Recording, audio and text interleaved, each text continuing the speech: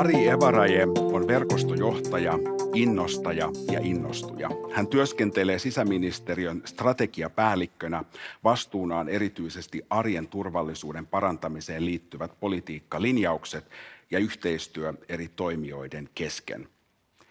Kestävä yhteiskunta on antirasistinen ja johtajien rooli antirasistisessa työssä on keskeinen. Toivotetaan aplodien saattelemana lavalle tervetulleeksi Ari Evaraje. Tervetuloa.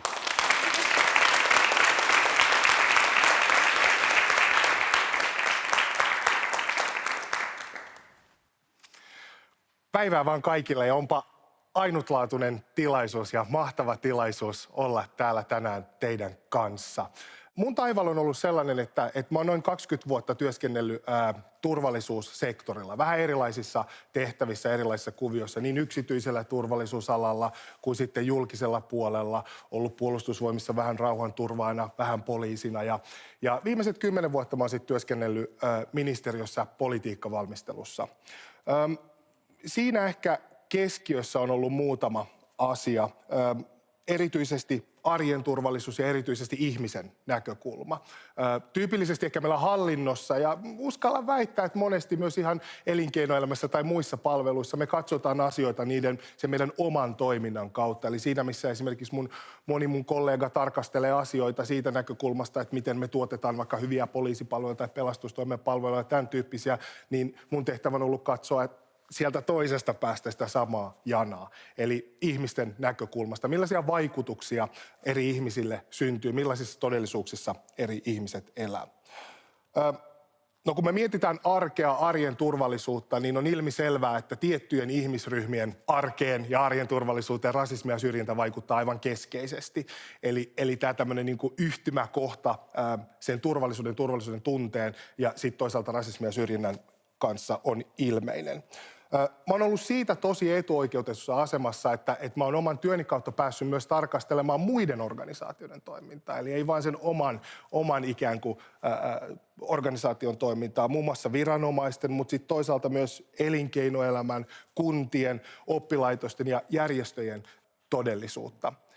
Sitä kautta ehkä on muodostunut semmoinen tietynlainen niin kuin näkökulma siihen toisaalta johtamiseen, että se on sitä meidän oman tiimin johtamista, sen mun oman porukan johtamista, mutta yhtä lailla ja yhä enenevässä määrin se on sitä verkostojohtamista. Eli vieläkin arvokkaampaa kuin se, että saan kollegani tekemään asioita tai että me yhdessä tehdään asioita, on se, että miten me vaikutetaan siihen, että mitä muut tekee. Mitä muut organisaatiot, ne joita me ei voida määrätä, joille me ei voida kertoa, että hei, että tehkää noin tai ette saa rahaa tai jotain tämän tyyppistä.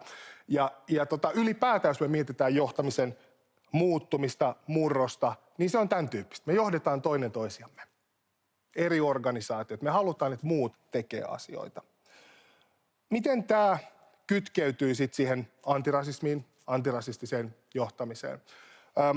Mä puhun ehkä tänään ja nyt 3 erilaisesta teemasta siihen liittyen. Toisaalta ehkä taklaan nämä 2 isoa pelottavaa otsikkoa, antirasismi ja johtaminen, ja vähän ehkä jo aloitinkin siitä.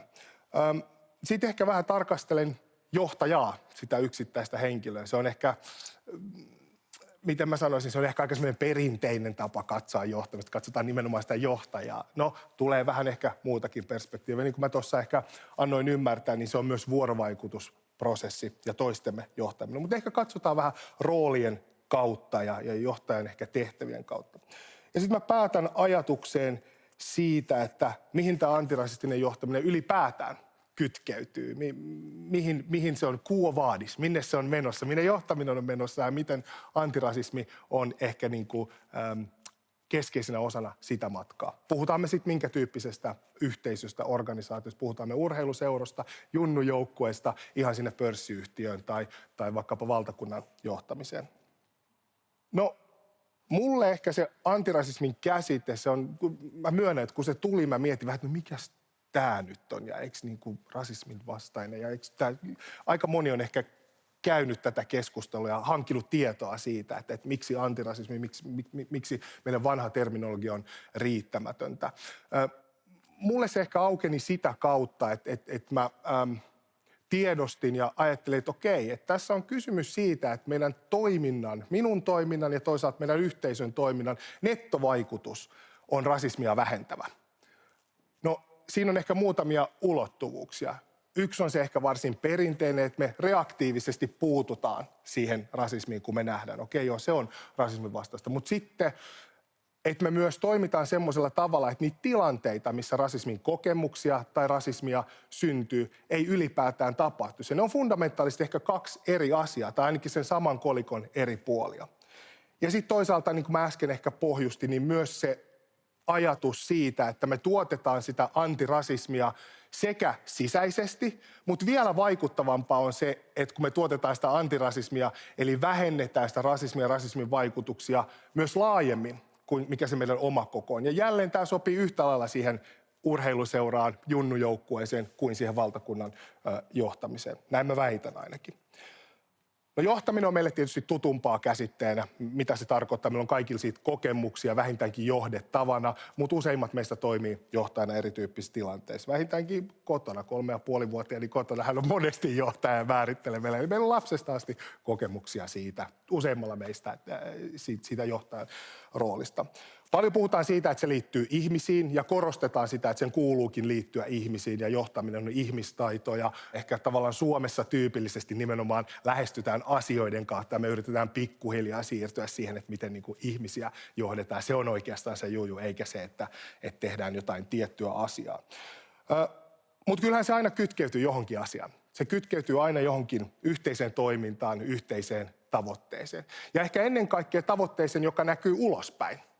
Se on ehkä mun yksi semmoinen kantava ajatus ja väite. Eli jollain tavoin se, mitä johdetaan, kun johdetaan jotain, niin se näkyy ulospäin. No mitä sitten tapahtuu, kun nämä lyödään yhteen? Mitä se tarkoittaa, antirasistinen johtajuus? Niin mulle ehkä se näyttäytyy sen varmistamisena, tukemisena ja mahdollistamisena, että se meidän yhteisen toiminnan vaikutus rasismiin on kokonaisuudessaan vähentävä. Eli nettovaikutus on vähentävä. Mä puhun nettovaikutus, mä palaan siihen kohtaan, että miksi mä käytän tämmöistä termiä. No sitten niistä rooleista. Mä oon joskus aikoinaan, siitä on aika kauan ollut semmoisessa erässä johtamisvalmennuksessa, missä mieleeni tarttui eräs kuva ja semmoinen ajatus. Mä en ole ihan varma, onko se joku teoria, saattaa ollakin, joku tietää paremmin, mutta se kuva tarkasteli johtamista siitä näkökulmasta, siinä on 4 keskeistä roolia, 4 tärkeää roolia johtamista, joiden tulisi olla tasapainossa. Se oli vähän tämmöinen keskiaikainen näkymä. Se ehkä perinteinen johtamisen rooli, mitä me ajatellaan tyypillisesti, kun me ajatellaan johtamista, joka on siis vain yksi näistä 4, joiden pitää olla tasapainossa, on hallitsija. Se on se kuningatar siellä valtaistuimella, joka tekee niitä päätöksiä, antaa niitä määräyksiä, ehkä myös sitten antaa niitä sanktioita, eli puuttuu erilaisiin asioihin. No mitä antirasistinen johtaminen olisi tästä näkökulmasta? Se on ehkä ennen kaikkea nyt sitten mitä mä viimeksi totesin, eli sitä puuttumista. Kun me havaitaan tästä näkökulmasta, me havaitaan, että tässä on tilanne, mikä on rasistinen, niin me puututaan siihen. Se on ehkä tavallaan perinteistä, se on helposti omaksuttavaa. Mutta toisaalta myös kun luodaan niitä sisäisiä sääntöjä, luodaan niitä yhdessä, tai luodaan ne ikään kuin ylhäältä alaspäin, ikään kuin johtaja luo niitä sääntöjä, niin tässä roolissa ehkä, tai ainakin niissä tilanteissa, missä johtaja luo sitä säännöstöä, niin antirasismi on ehkä tavallaan aika ilmeistä, että miten se siinä voi olla läsnä. Mutta se liittyy myös sellaisiin asioihin kuin varojen käyttöön.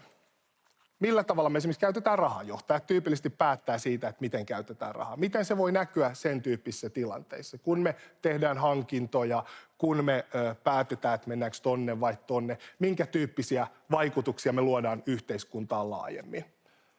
No se seuraava rooli, mikä on ehkä aika kiehtova rooli, on tietäjä. Johtaja tietäjänä.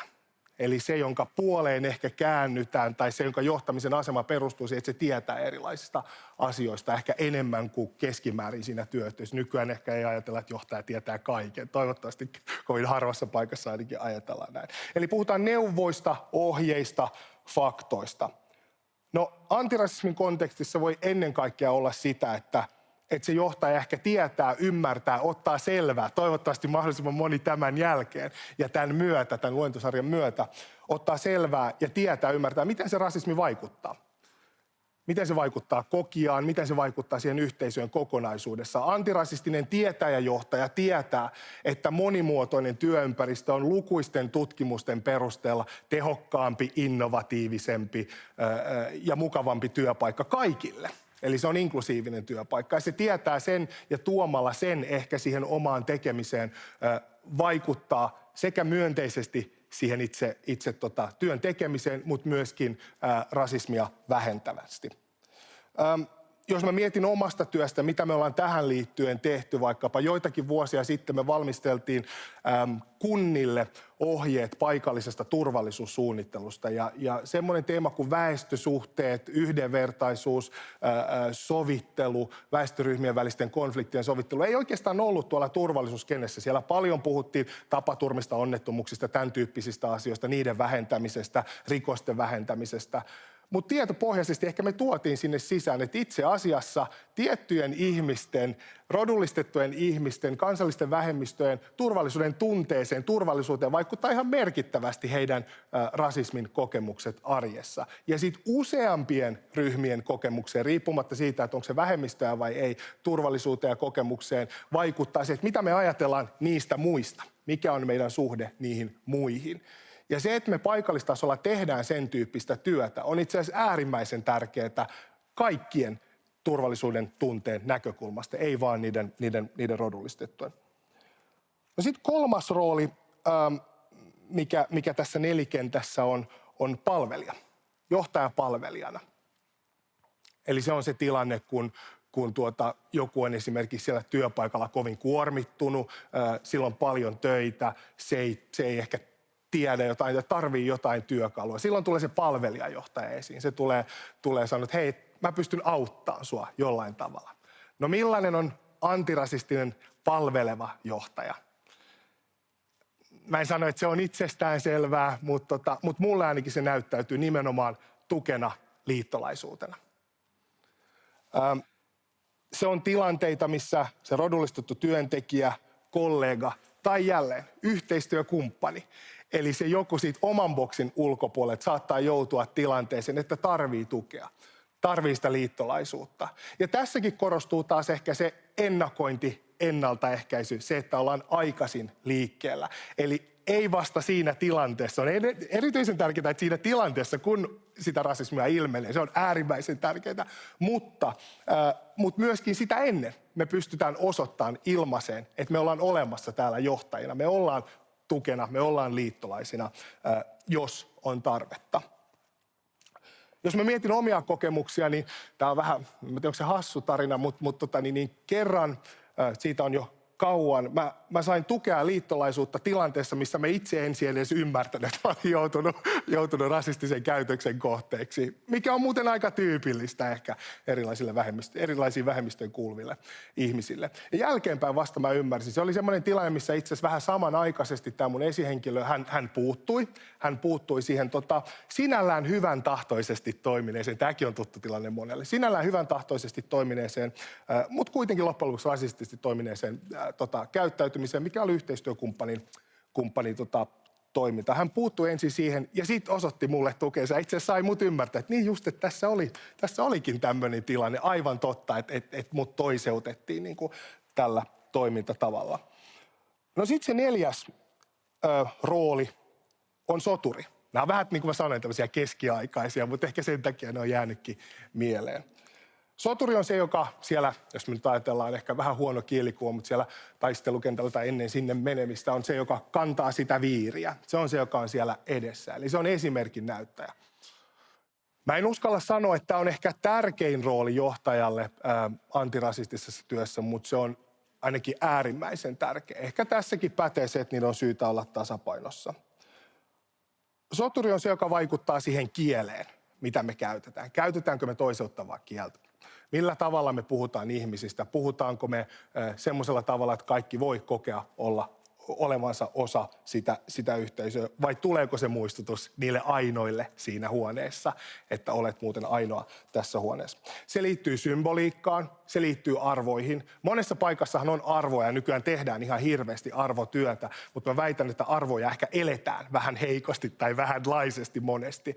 Ja soturit on ehkä niitä, jotka elää niitä arvoja ja nimenomaan sen johtamisen kautta pystyy elämään niitä arvoja. Soturit, mä väitän, myös luo niitä turvallisia tiloja. Mä en usko siihen, että määräyksillä, käskyillä, edes välttämättä lailla saadaan sen tyyppistä muutosta aikaan, mitä ehkä toivotaan esimerkiksi turvallisen tilan luomisessa. Ainakaan semmoista kestävää pitkäjänteistä. No, jos me mietitään, että miksi antirasistinen johtaminen, miten antirasistinen johtaminen. Me nähdään tällä hetkellä, että johtaminen kokonaisuudessaan jälleen jopa siellä junnujoukkueessa, siellä varusmiespalveluksessa, toistaiseksi se on vielä ehkä vähän sukupuolittunutta, tai sitten siellä yhteiskunnan johdossa on murroksessa. Se on siirtymässä kontrollista, tiukoista määräyksistä visioon, ehkä tavallaan näkymiin, mahdollistamiseen ja siihen, että eri ihmiset, jotka tekee, erilaiset tiimit, jotka työskentelee itsenäisesti. Ja ne työskentelee itsenäisesti ehkä nimenomaan tiettyihin arvoihin, tiettyihin tavoitteisiin liittyen. Tämä on mielettömän suuri mahdollisuus antirasistiselle johtamiselle, koska mitä muuta se on kuin arvoja, arvojen välittämistä. Ehkä semmoista laajempaa kuvaa siitä, mitä me ollaan tekemässä. Ja sitten ihmiset itse sillä kestävällä tavalla nimenomaisesti omaksuu niitä ja menee kohti niitä tavoitteita ja löytää niitä ratkaisuja, että miten tätä työtä tehdään, millaisia vaikutuksia. Se myös herättää ehkä ajatuksia ja luo mahdollisuuksia toimia sitä aiempaa laatikkoa laajemmin. Nyt puhutaan paljon johtamisessa kestävyydestä. On CO2-päästöjä mitataan yhtä lailla kuin mitataan niitä erilaisia taloudellisia indikaattoreita. Eli jos me mietitään pörssiyhtiöitä tällä hetkellä, yhä useampi pörssiyhtiö, kun ne raportoi tuloksen, ne kertoo, että näin paljon me tehtiin rahaa, mutta ne kertoo myös, että näin paljon me vähennettiin kasvihuonepäästöjä.